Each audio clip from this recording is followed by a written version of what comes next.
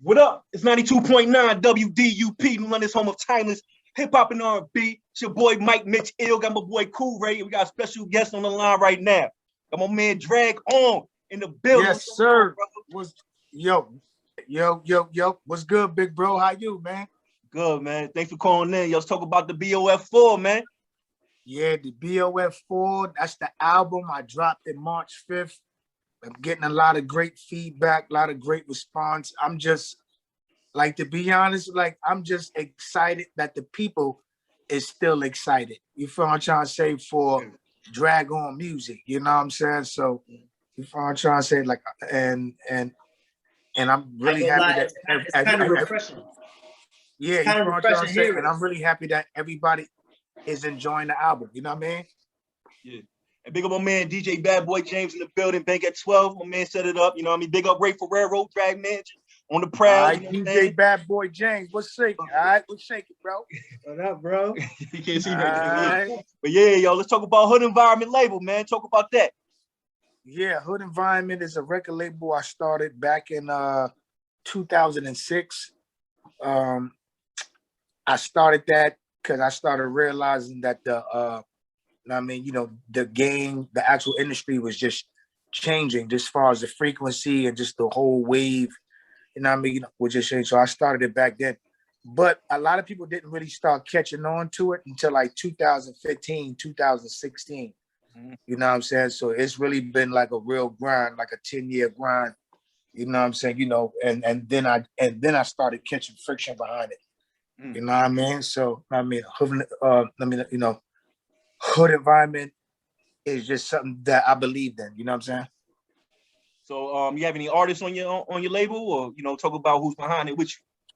Yeah, we had artists in the beginning and stuff like that, but we had to drop almost all of them. So right now, we just focus on building a brand and stuff like that. We're putting out the BOF4, and then we're gonna put out some more albums and really get the brand structure on how I need it to be, and then that's when we're gonna sign artists and all that. Make sure everything is it's flowing the right way. Word, we don't want to sign no artists and they sitting on the shelf and doing none of that. You know what I'm saying? As soon as we get an artist, we really want to get right to it. So yeah, so I want to ask you your approach to the album. Bars on fire. So you seem like you over here trying to light people up with the, with the wordplay and all that. And you sound sharp. You've been in the game for years, and other rappers who've been in the game for years, they sound a little washed up, Jordan with the Wizards type vibe. You know what I mean? You still sound sharp. You know what I mean? All right. Yeah, you can tell that's still drag. Yeah, you still sound like drag. It's drag. Word. So what was your whole approach to putting this album together? My whole approach on this album right here was a little different from BOF 1, 2, and 3. You know what I'm saying? So that's why I decided to go streaming with this BOF Part 4. You follow what I'm saying? Because Part 1 and Part 2 and Part 3, I was really just trying to spit the bars and really just show people that I'm still a dope artist and I still got the energy and I'm even better now. So I just wanted people to hear how I sound now and really going in with the bars, trying to say the most craziest shit. But on this approach right here, I actually, it was almost like the same approach, but I really just wanted people to enjoy the project. You know what I'm trying to say? Versus like Part 1, Part 2, Part 3, I ain't really care. All I wanted was people to say, yo, this nigga Drag is back going ham. You know what I mean? But this BOF4, I really wanted people to enjoy the project, like from beginning to end. You know what I'm trying to say? If you play it from beginning to end, you're going to feel totally different when you get to the last record than how you felt when you put the first record on. And we numbered the album like that, you know what I'm saying? Purposely, you know what I'm trying to say? Like to really tap into the frequency. You know what I'm saying? So, we really put our hearts into it and all that, just trying to make sure and try our best to make people actually enjoy the project as a whole. You know what I'm saying? Yeah. So I seen okay, Ray, you got it. I seen you started putting out a little bit of freestyles on YouTube, just over little things, and reminding people listen, I'm still outside, I'm still here. Because I started was like, all right, drag us going a little bit. Then you put the first one, I was like, all right, he back. And then even when he talk about it in the barbershops and all that, I said, yo, did you hit? He's like, yo, it's like he never left. Like that's something that really people cannot say because they try to fit into what's going on now and not be true to themselves. That's a big up to you. Like I was like, yo, that's what I said earlier. When it's drag, you know it's drag, and that's dope. That through all these years, it's still you, and it's unrecognizable. Well, you know what I'm trying to say, and we still gonna do them joints too. You know what I'm saying? You know, part 38, part 39, part 40, all them joints is coming. Well, you know what I'm trying, like we just had to just sit back right quick. Like the last one we dropped was part 37 not too long ago, but you know, we just had to get back and just get people used to hearing some records and stuff like that because we knew we had to drop this BOF4. So, you know, we just focused on this BOF4. We shot almost every video to almost every song on BOF4 too. So get ready. Like we not playing. Like we going in. Word. But the live freestyles is definitely still here. We definitely gonna still keep going with them joints. For sure. No, I'm telling you. Yeah, once you start, and that's what catches everybody's ear. Everybody comes up with it's the melodies now. It's the melodies now. But bars ain't dead.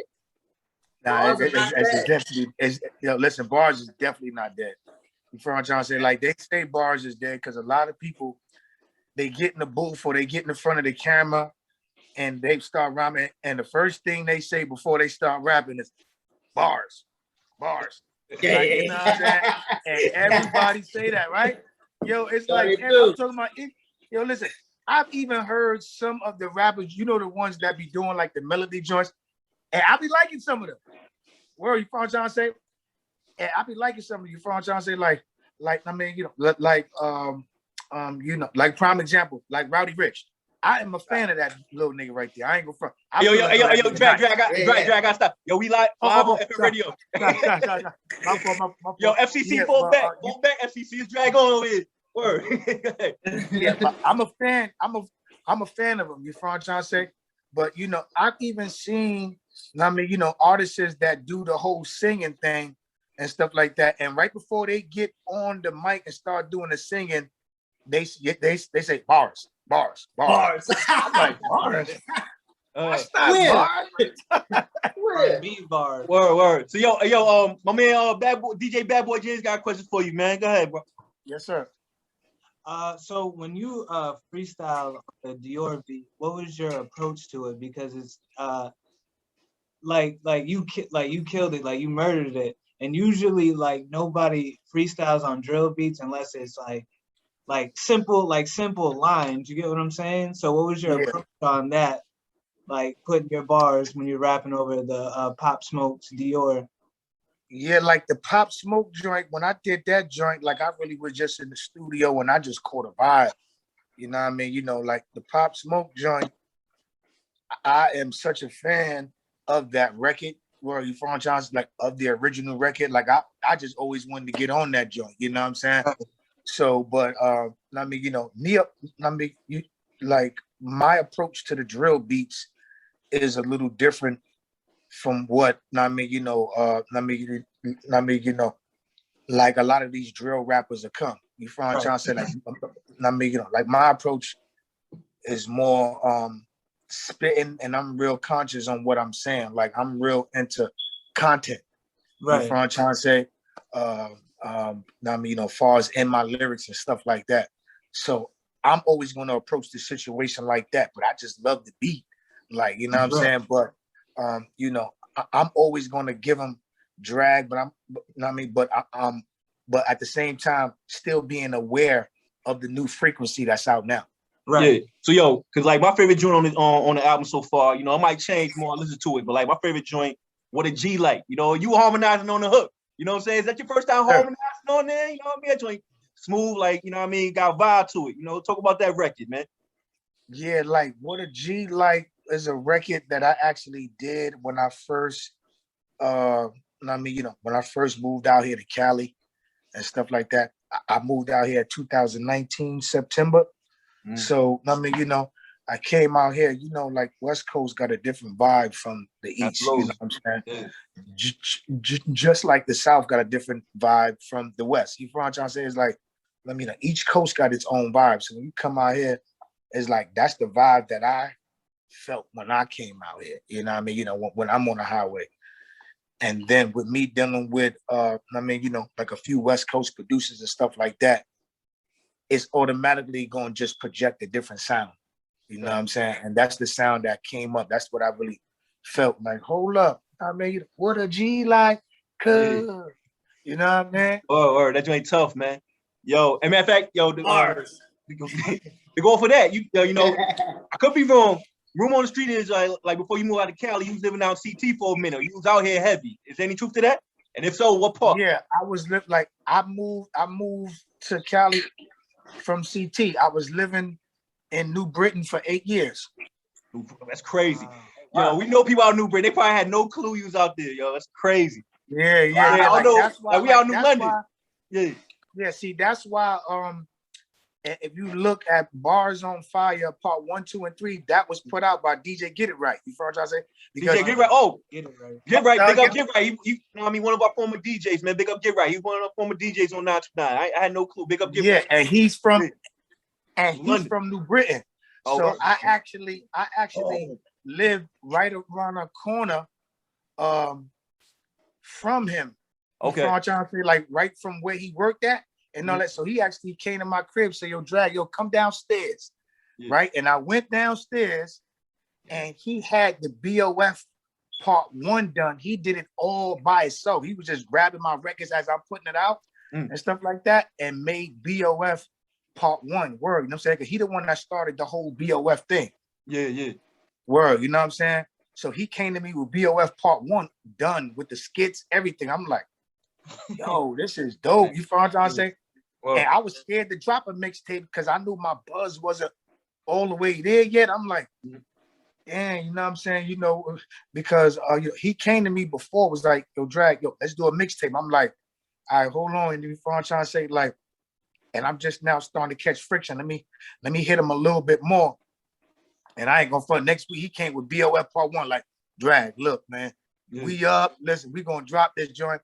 And then I got involved with Part 2, and I sat down with him and did Part 2, and then we did Part 3. You know what I'm saying? Yeah. Word. But I've been in New Britain for the past 8 years. Word. You know what I'm trying to say?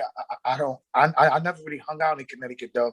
So, you know, my thing, I always was in the studio out there, like all day, working in the studio, writing, doing the live, like all my live freestyles and stuff like that. They all was right on East Street at the end of right at the end of East Street, that little like dock area and stuff like that. That was all right there. Man. Word. Yo, before my next question, I kind of got to make a correction because we have a DJ Get Right. You said DJ Get It Right. So I'm confused. So now they're going to do my boy Get Right. But yeah. Oh, okay. A little bit confused. I'm like, oh, word, my dude. Right. Yeah. Okay, got it. Yeah, and that got me bugged out. I was like, yo, imagine you out in New Britain, you walk in the streets and then boom, you bumping the drag on. You know what I'm saying? That got me crazy. You know? Yep. Hey, but I know you say you ain't hang out in Connecticut like that, but you ever step foot in New London out here? Next time you're in Connecticut, you gotta pull up, bro. Yeah.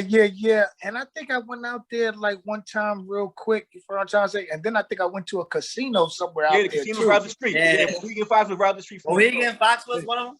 Yeah. Yep. And I was up in there for sure. Like I actually did a show there maybe like two years ago or something like that. Maybe 2.5, something like that. Oh, about Mohegan. He's probably over there in Mohegan. Word. No, you see a lot of these rappers, they dip over here to Mohegan and dip right back out. You see a lot, boom, like late night, in and out. But when I was living there, I was seeing a bunch of rappers come in. Yeah. So Drag, I wanted to always ask you, when I say, and this is no cap because you in my face, nothing like that. I don't want you to think that way. When they talk about lyricists, I always like, again, I'm a big Drag On fan. So I always say your name, and there's never one that be like, nah. And that's a testament. Do you see yourself, especially being in the game as long as you have, as one of the top? I know you're supposed to feel like that, but one of the top lyricists in the game, because even when I mention your name, when we talk about it, I mean, everybody talks about best lyricists, all subjective. Yeah, yeah. That like, when I say drag, there's really no argument to that. Yeah. Do you consider yourself one of the one of those lyricists like that stand the test of time? Yeah. On top of that, before you answer drag, just to go off his question, like, do you feel like you underappreciated? You know what I'm saying? Like everybody. That's exactly what I want to say. Thank you, Mike. He's better at this than I am. Yeah. Yeah. I feel as though. I mean, like at first, I used to feel as though it was that. I mean, you know, when I first came into the game, but ever since I started my own label and stuff like that, I've been feel as though. I mean, you know, people been giving me my props lately, like, you know what I'm saying, you know. But I always did consider myself one of the top lyricists, only because I studied the top lyricists. You know what I'm trying to say? I study people like Eminem. I study people like Jay-Z. And when I use the word study, I really mean study. Like I buy the album just to hear how they gonna come, just to hear their thought patterns and stuff like that. Like I really do my homework in this joint, you know what I'm saying? And I study the greats. I've studied Biggie, I studied Pop. So I just always really considered myself, you know what I mean, you know, not the best, but when it come down to lyrics, and I feel as though, I mean, you know, you have to consider me one of the top lyricists, like I'm saying, because that's what I do, even on drill beats. You feel what I'm trying to say? Even on these new drill beats, I'm still gonna give them something to be like, nah, hold on. I know cuz ain't say that. Yo, we want that record. Yeah. Like, I'm into that. You feel what I'm trying to say? Like, I'm into when I'm rapping. You feel what I'm trying to say? Like, when I'm rapping to somebody and they hearing me, I want to see this face. Yeah. If I don't see that face, like, I'm still into that. Like, I'm sorry. You know what I'm saying? So that's what keeps me going. This face right here. Mm-hmm. There's some stink face. Yo, what's that smell face? That's what keeps my pen moving. That face. When I don't see that face no more, is when I'm gonna quit. Yeah. So yo, I'm trying to say, like, straight up. So we all know, like, all the dope producers you had in the past. Do you have anybody you working with that give you that stink face now that you're working with? Yeah, right now I work with some dope producers, bro. I ain't gonna front. They all up and coming, but they dope. You know what I'm saying? You know, and they got a lot of placements on other people albums too. But I mean, you know, like one producer that I work with, and it's a group of them, and they go by the name of Synthetic Nation. Mm-hmm. They actually got like 4 joints on BOF4. You know what I'm trying to say? They did Go Mode, they did Big Deal, and I'm a Giant, and Mo Power. You know what I'm saying? So and then I got another producer from Texas. His name is Young Baller. And he the one that did the Take Flight joint and the joint with me and J.O. Felony. You know what I'm saying? So, I mean, yeah, you know what I mean? You know, and plus I got a whole bunch of other producers too and stuff like that. You know what I mean? But I do got a few main producers that I like to work with. Yeah. So, you know, you just dropped 2 videos that I know about, you know, the Go Mode video and The Already Mad. You know, talk about that. Yes. And yo, Freeway, like, I felt like, yo, you and Freeway sound like yourselves, you know what I'm saying? Like, y'all been in the game for a minute. Y'all sound like yourselves, man. That was like, you know what I mean, good enough for me. But on top of that, it was dope to begin with. You over there with the ski mask on, you know what I mean? Like, yo, let's talk about them boys real quick, man. Hey, yo, like, how tired were you, man, running on that track on that Go Mode video, man? Yo, bro, listen, look. I'm gonna tell you something right now. At the end of the video, right? At the end of that video, y'all see me with the GoPro mic. Y'all see me hit the ground and fell down. Hey, yo, that was real, bro. Yo, you know what's funny? It's like, yo, you ran across, I guess, the perceived finish line. You stuck your chest out, but there was no rope. Yeah. I gotta go watch the video, man. Listen. No video. Yo, that joint was real right there. I was really tired. That's what really made me know that I really got to get back in the gym. I got to get back on the basketball court, start playing ball, doing something. I'm about to say, yo, I try to start doing keto. I can't, yo. That Puerto Rican in me don't let me. I say, yo, I'm just gonna be a bad. I can't do it. Oh, word. So, yo, right now, is there anybody outside of the Cole and Kendricks that breathe life, that you hear him, you're like, you do that face that you said that. Is there anybody right now you're like, all right. Yeah, them young when artists. you hear them, it's like, there it is. That make me do that? Yeah, the youngins. And I know the easy answer is Cole, Kendrick, something like that. And we know you mentioned Roddy Rich. You mentioned Roddy Rich too. You know what I'm saying? Like, you know, them boys. Yeah, but yeah. See, but I like Roddy Rich because I just like the way he sound. Like, you know what I mean? You know, his music be knocking. Like, you know what I mean? But far as making me do that face, yo, bro, like, it's sad. Like, I probably can't name nobody that make me be like, yo, hold up. I know cuz ain't say that. Rewind that. Like, I don't really know too many people that's, you know what I mean, you know, that's making me do that face, even though I'm probably still a big fan of them, but actually make me do that face, I don't know. You know what I mean? Because, you know, the whole writing is totally different. You know what I mean? So, you know. Yeah, that's a fact. Yeah, that's a fact. Yeah, so I haven't really heard nobody that really made me do that face like, ooh. You know what I'm saying? And I remember years ago, it was a freestyle that Young M.A. put out. And she was spitting one time. I was like, ooh. Yes. You know what I mean? But that was a couple years ago, but it was one freestyle, and I remember that too. Was it I may get busy. I may get busy. Hey, yo, go ahead. All right. Go ahead, James. Go ahead. Was it her Quiet Storm freestyle? No, I think I think she actually did the Stop Being Greedy beat. And she did like she had somebody like remake that beat again. And she did the video and everything. I think that was like the last time I was like, because I know she had a Money, Power, and Respect, but the producer had remade it, and it was called. She did one on Flex. She did one on Flex, and I was like, woo. Yeah, yeah. Woo. I ain't gonna front. Like some of her freestyles, I'll be like, okay, man. Yeah. Hey, Dre, I got this question. Have you ever turned down a beat that wound up being a hit? Like, you was like, damn, y'all passed on it and it wound up being a smash. Kind of like, yo, big up to Lloyd Banks. That's one of my favorite rappers. Like, he turned out the Bobby Shmurda. I mean, he actually didn't turn it down. Like, he did like a freestyle on it. But the Bobby Shmurda record made him Bobby Shmurda. You know what I'm saying? Like, have you ever turned out like a beat or a record that was that big? You know what I mean? He came back like, damn. Nah. I mean, you know me, I ain't gonna front. I don't really turn down beats. Like, dope beats come my way, I'm eating them. I don't even really be playing with beats. Like, I'm such a fan of hip hop. Like, dope beats come my way, they fall in my lap, I'm eating them. I ain't even playing with it. Like, you know what I mean? For real.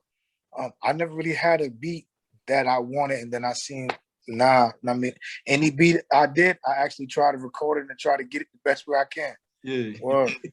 So, yo, this is Not You Now. We here with Drag Home, man. So, yo, another question kind of along them lines. I asked a lot of these artists that we interviewed this question. Looking back, 2020 hindsight, you got tons of records.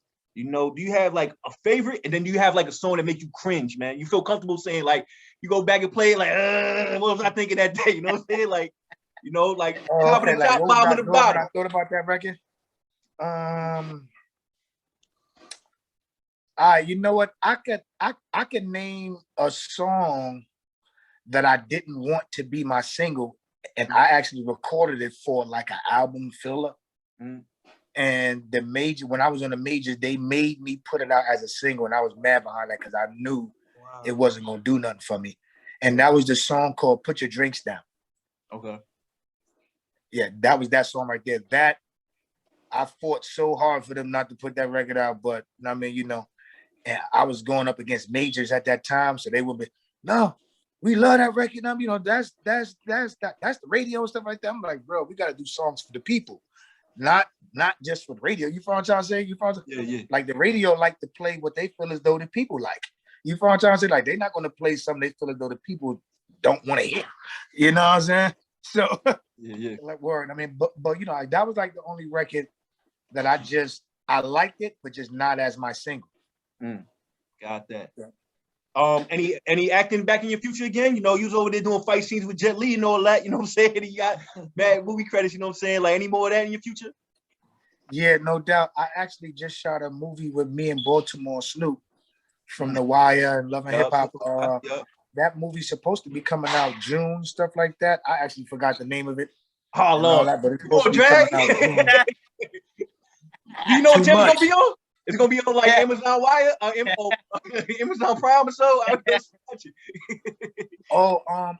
And I think it's gonna be on Netflix and Amazon Prime and all that stuff. Oh, okay, all of that good. word, you know what I mean? But I bet you don't need to know the name then. You don't need to know it. Yeah. Yep. But we just shot that movie out in Vegas and stuff like that. You know what I'm saying? You know, like 2019. So, you know what I mean? You know, it's supposed to be coming out like June or July. Yeah. So, you know, looking forward to that. Definitely gonna get back into that. Just wanna let me, you know, like I pretty much had to start my career all over again. So I'm just doing everything to get everything back in perspective first before I really go into that like how I did it before. Yeah. So let's pivot back to the album. Talk about any additional features. You mentioned J.O. Felony. And anybody else featured on there? Oh, we got Freeway as well, but you know, talk about I got Freeway, I got J.O. Felony, and then I got my man Z. Like, I mean, you know, that's actually just one of my homies, but he actually he also worked for the company. He's the one that actually helped me put this project together. You know what I'm trying to say? And his name is Z Riddler, and he's on the song called Take Flight. Where you know what I'm trying to say? I actually recorded the whole BOF4 at his studio, and he helped me with all the videos and orchestrating and getting everything together and stuff like that. You know what I'm saying? So, you know, he's actually a part of my team. Right. So I had to put him on the album and all that because he actually helped me put the album together. Because he actually helped me put the album together. Okay. Thanks, man. Man, so yo, you know, we want to get to nostalgia. Like, yo, I'm just talking about just your career in general. You know what I mean? It was just like any crazy story you could offer to people. Like, we kind of like to live through, like, you know, people we fans of. You know what I mean? Like, we like to live through y'all, man. Is there anything you can offer? You know what I mean? At the height of your stardom, your personal stardom, like anything you can offer us real quick, man? Like, what you mean? Like something that happened? Just a wild story. You know what I mean? Just a wild story at the height of your fame that most people will never experience. You know what I'm saying? Yeah, it was a wild story. I mean, you know, well, it ain't too wild, but I went up on Sway in the Morning, right? And this is before I really let people know that I have a stuttering problem. Yeah. So a lot of people didn't really know that I have a stuttering problem. They actually heard me say it when I very first came out, but they probably thought I was just saying it in and around. You know what I'm saying? But I told people that I speak with a stutter because I have a real bad stuttering problem. Yeah. So I didn't really do interviews like that. I stayed away, but I revealed it on Sway in the Morning. You know, like I actually went up there without practicing or trying to keep my composure. I just went up there and however high it came out, it just came out.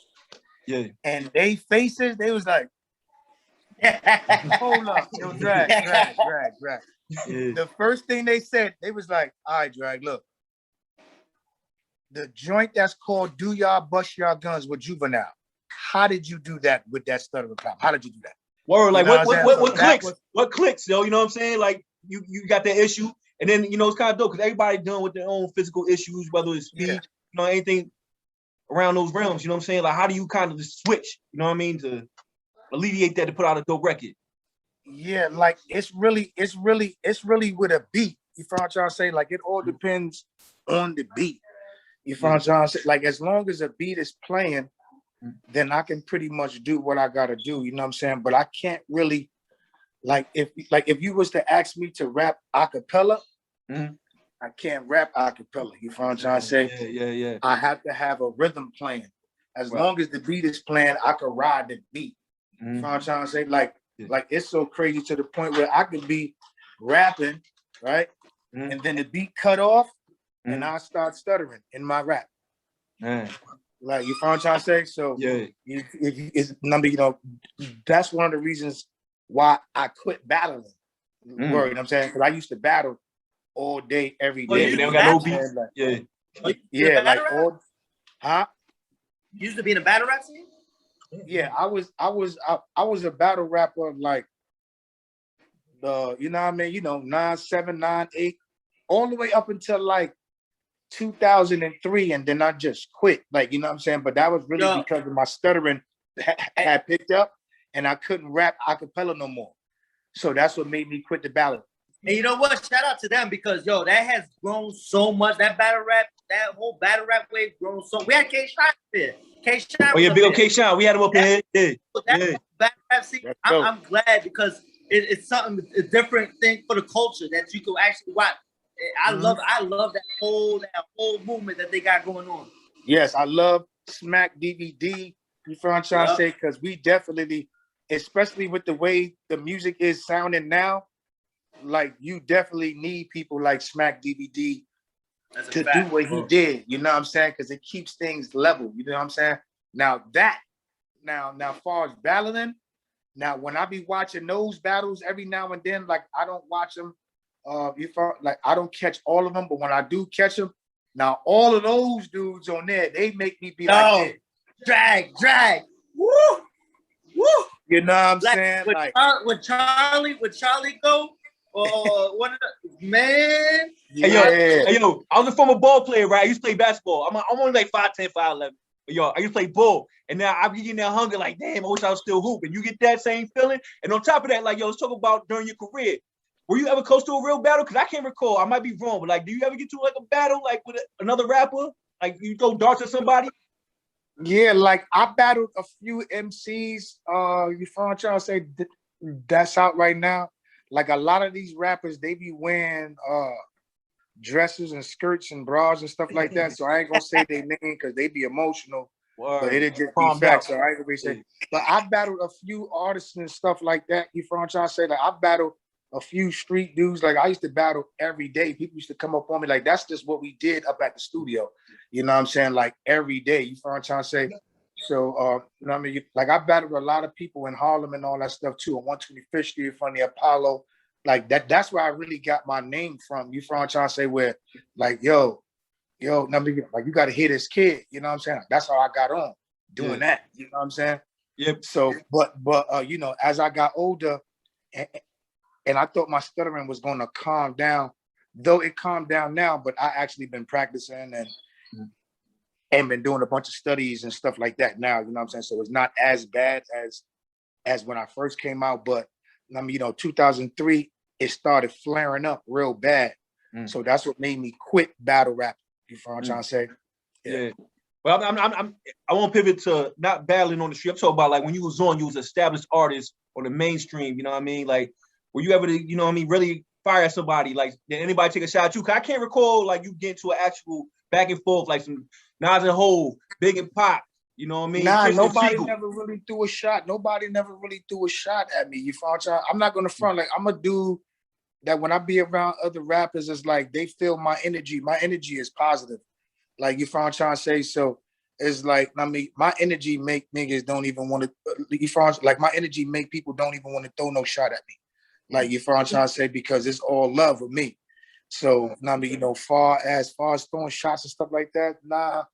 I mean, you know, like I never really had beef with no rap in the game like that, where it was like serious, like Nas and Hov. Nah, never.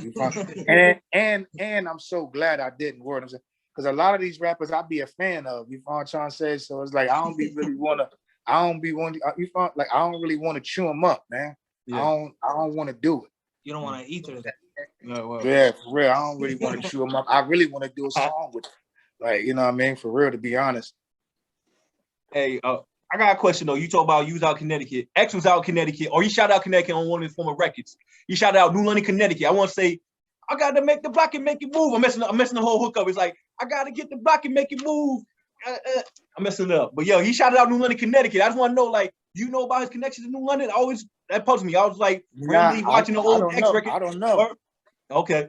I had to ask that. I don't know what I'm saying, but I mean, you know, like a lot of us dudes from New York, like we got love for Connecticut. We always had, you know what I'm saying? Like we always had love for, I'm talking about my dude. Listen, this joint go back since Raekwon, the Purple Tape, when he said Connecticut. It's like we always like us New Yorkers, we always had love for, like when I moved to Connecticut 8 years ago, I felt home in 3 days. Like you know what I'm trying to say? Yeah, you found out. And I went out there just to chill for 3 days, and I ended up staying there for 8 years. Wow. You know what I'm saying? So it's like us New Yorkers, we whole, always had love for CT, always. Always. My whole family from Brooklyn, over there at Gravesend, Coney Island. Yeah. Even when we came out here, because I came out here, it's like it's different, but it's different in a way where you could get used to it quick. It's not that much of a long shot where people think Connecticut or is a bunch of rich snobby people. It gets ugly out here. But it's especially like Hartford. Like a lot of my dudes, like I got a lot of dudes in Hartford and stuff like that. Like it's real over there. Like it ain't nothing to play with over there. From New York to Connecticut, it's like, all right, we're comfortable because we know where we're from, but we know where we at too. It feels like it's better. Yep, exactly. I ain't gonna front. Listen, I felt at home in 3 days. I was like, you know what? I'm not going back to New York. You know what I'm saying? Because I realized in New York, you're not living. You're just surviving. You're surviving. Unless you're a millionaire where you're making millions a year, nobody is in New York living. In Connecticut, you can actually live. Living and surviving is two different things. Huh? Yes, I get exactly what you're saying. You found okay. All right, look, like prime example, you found trying to say like, I mean, like I had a 2-bedroom condo, huge living room, huge kitchen. I paid $1,000. I was in a great area. I was damn near right across the street from the police, like great area, like real quiet. You know what I mean? And I paid $1,000 a month, bro. Like you trying to say, like you can't find that in New York nowhere. That's at least 3,200, 3,100. You'd be in a closet for $10,000 an hour. You know what I'm saying? So it's like, in 3 days I felt home, bro. I don't know about nobody else. So what finally made you make that move to LA? You know, and yo, were you active? Like, were you like a youngin, like getting on when the East versus West thing was hitting? Cause like what, 99, 2000, like when you started getting going, like were you kind of around that? And like now, like looking full circle, you out in LA now, you know? Talk about that. Yeah, like when I first got signed and stuff like that, that was 1997. So the East and West thing was still going on. And I remember coming out here to the Source Award and all that. And you was there? Ooh. And everybody gripped up and on point, and everybody's heads on a swivel and stuff like that. Like I ain't gonna front. Like I'm kind of glad that's over. Word. I'm saying, because it was a lot of it's a lot of West Coast. I mean, you know, artists that I kind of grew up on. You know what I'm trying to say? So I was kind of glad when that was over. You know what I'm trying? Like even Snoop said it in the interview that he was glad that was over. You know what I'm trying to say? Because that was just, you know what I'm saying, you know, something that was just unnecessary, which I'm so glad that blew over. You know what I mean? But I was around at that time, and because I got signed in 97. And remember all that was 95, 96, and 97. Like that joint didn't blow over to like 98, where it was kind of like, like easy a little bit. Yo. All right, man. So yo, Drag, man. Anything else you want to say to people, man? Like, yo, we could talk all day, man. We ain't trying to jam you up too much, man. Anything else you want to say? That's so good. On your socials and all that. You know what I'm saying? Yo, look, my Instagram is drag_on1. You know what I'm trying to say? And I tried my best not to curse on this radio. You like couple fly, but we good. I definitely tried my best. And you know what I'm trying to say? Yo, Drag, I still do it. FCC. Yo, Drag. I get the email all the time. I do it all the time. Look. Yeah, yo, Drag. So like, we mad hood over here. Like, we on the FM dial, we radio. But like, yo, you know how you got the cuss job, we got the Crown Royal. You got the cuss job. Yeah, you got to drop that quiet money. That's what's up. That quiet money. You know what I'm saying? Like that check. Man. We be acting up out here, man. We just like to have fun. Like you said, the vibes are good. Good things happen when the vibes are good. You know what I mean? So, yes. Yo, we definitely gonna get good vibes. Bring good things, man. That's it. For real. Absolutely. So we gonna get into that joint you got with Free. They already, man. You know what I'm saying? Yeah. And we gonna play a couple of your classics behind that. You know what I mean? So appreciate it. I'm in the next room. Gotta hear him. He got the bottles in that room. Dry, you got the bottle. Be a drive, B. Yo, come here. We'll give our secrets away, man. We doing this through Zoom right now, live on the FM radio. So you gotta go to the other room so we don't be doubling up and all that. So No doubt. Yo, he got me dry out here, B. They over here with the bottle. Or you don't need to drink right now anyway, man. You gotta chill, bro. Yeah, Drag, it's a pleasure, man. Like, yo, we act like, yo, it's some old BT show once at the park, man. You want to introduce your joint real quick for free? Yeah, yo, now, man, you know, off that BOF4 album that's out right now, streaming on all platforms. The first single was me and the big homie, Freeway. Nope, that's not a feature. That's my homie. Me and Freeway got the joint out right now. They already mad. You already know on the FM dial. Let's get it.